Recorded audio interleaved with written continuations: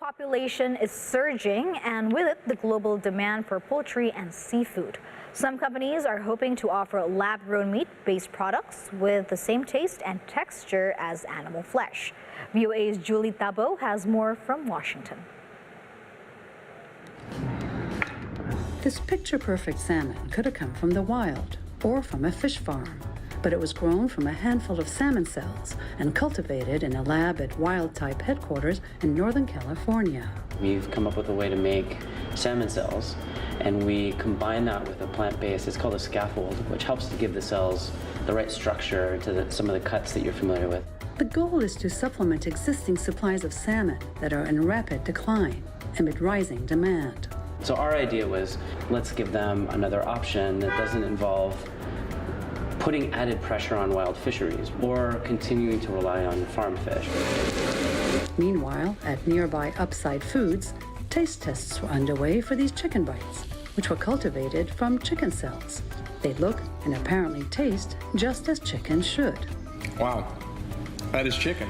It's real meat that's grown directly from animal cells, so you don't need to raise or slaughter animals, but you can still have the meat that we all love.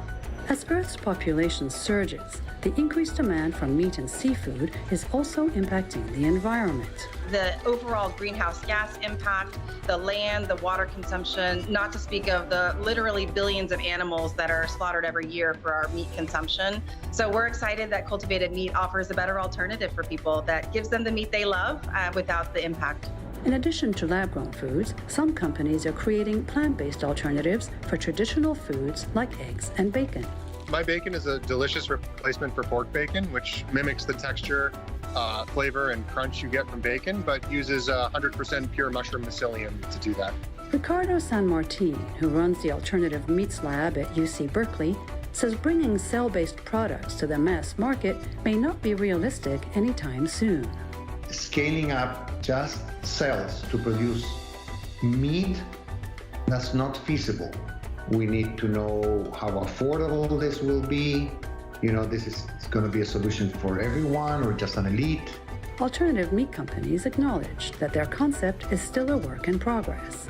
Let's make that first great product that can show what's possible with this technology, and then let's figure out every possible way to scale this up and get it as affordable and accessible as possible.